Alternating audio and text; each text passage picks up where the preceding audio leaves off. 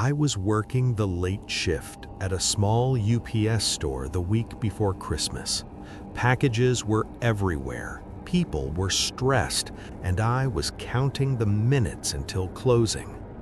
It was around 9:40 p.m. when a man walked in wearing what I thought was a patterned coat, but when he stepped under the light, I realized it wasn't a coat at all.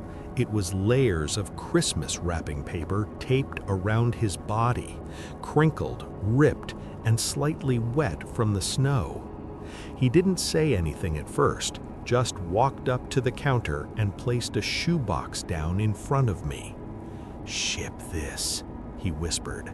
His voice sounded raw, almost painful, like he hadn't spoken in days. I forced a polite smile. "Sure, where's it going?" He didn't answer. He just stared at me, not blinking. His eyes were completely still, like he was trying not to breathe. "Sir, where is it being shipped?" That's when he leaned forward and said, "It's going back home." He pushed the box closer, and I swear it felt warm, almost like something inside was giving off heat. I noticed tiny holes poked in the lid. My stomach dropped. Is there an animal in here?" I asked. He shook his head slowly.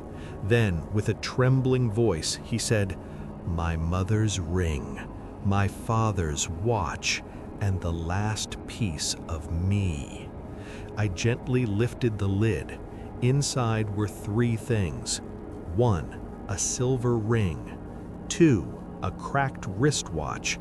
And 3, a long piece of flesh. Human flesh. Pale, bluish, and clearly torn, not cut. I dropped the lid and stumbled back. The man whispered, "I had to give something. They take something every Christmas." Then he lifted one layer of the wrapping paper. Underneath, his arm was bleeding, freshly. He had ripped off his own skin. Before I could grab my phone or shout for help, he turned and walked out into the snowstorm, the bells above the door jingling like a sick joke. The police came, the box was confiscated, the man was never found. But every Christmas Eve since, someone leaves a new wrapped package outside the store, always warm, always with holes in the lid.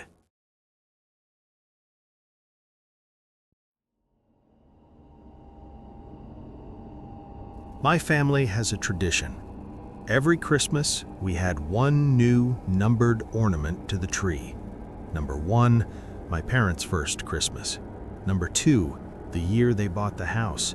Number 3, my birth year. And so on. By the time I was 17, we were on ornament number 23. That December, we went to the attic to get the decorations. Everything was where it always was, except for one box I didn't recognize. Small, wooden, covered in dust.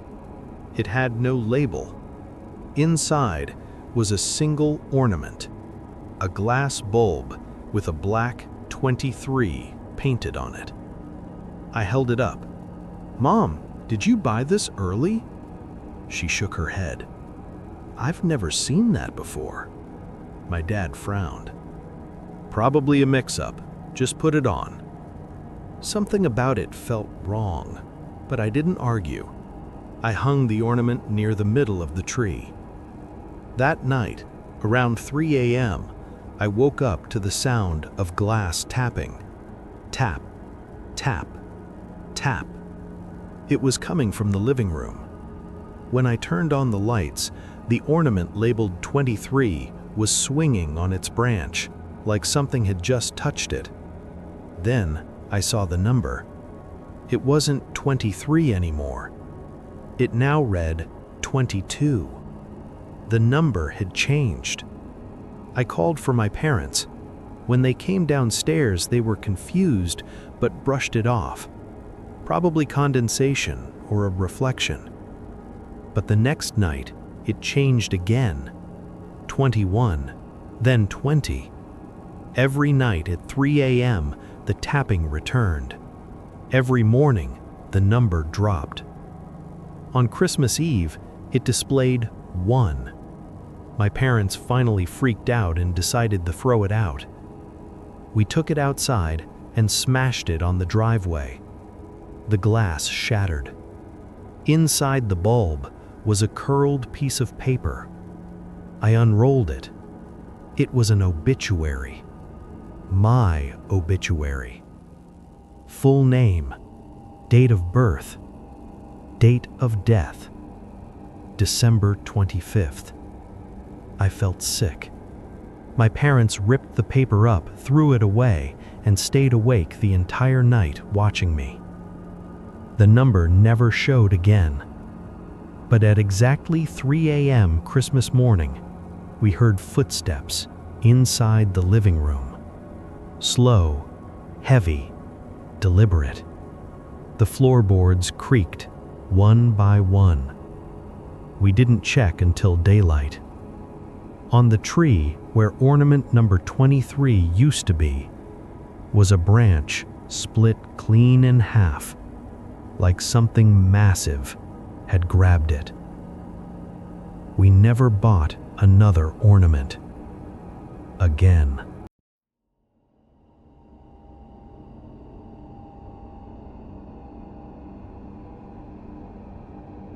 I worked as a volunteer driver for a charity that delivers blankets and food on Christmas Eve. Nothing spooky, just good cause work. At least, that's how it was supposed to be. Around 11:45 p.m., I reached my last drop-off, a farmhouse outside town. Snow was falling hard, and the place looked abandoned. No lights, no footprints. No cars. I knocked anyway. No answer.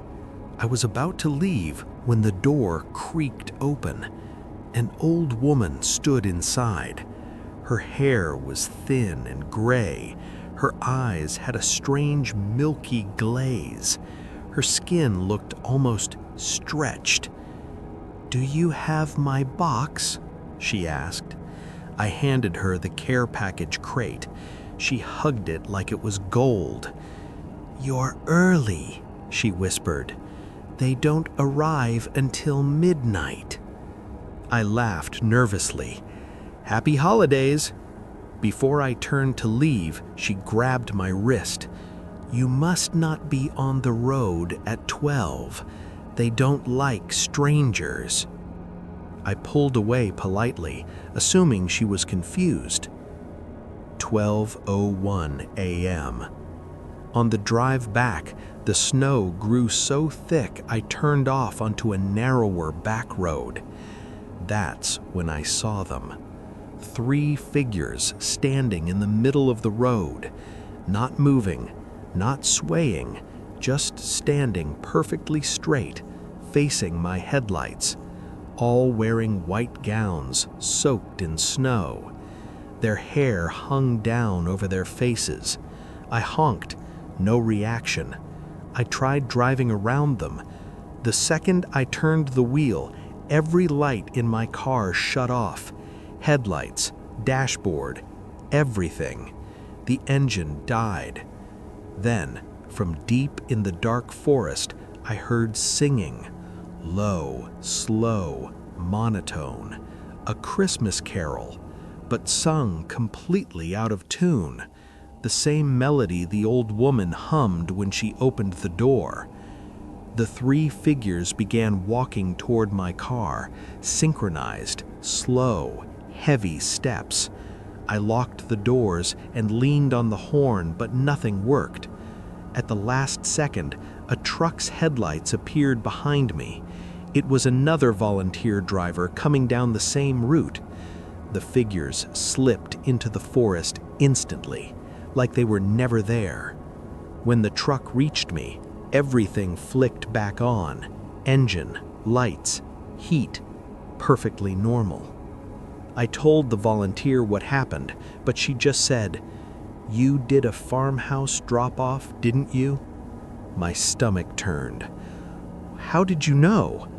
She didn't answer, but she locked her doors and drove the rest of the way back without saying a word.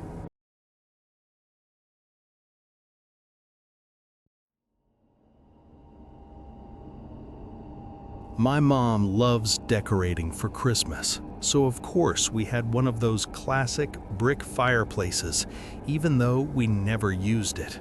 One December night, I heard something fall inside the chimney, a soft clink, then another. At first, I ignored it, but the noises continued every night at exactly 2:17 a.m. Clink, clink, clink.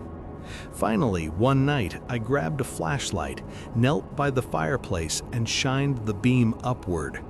Something red was stuck in the soot. Fabric. I reached up and pulled it down. It was a Santa hat. Old, faded, stiff with soot. I showed my parents, thinking one of them stuffed it up there as decoration years ago.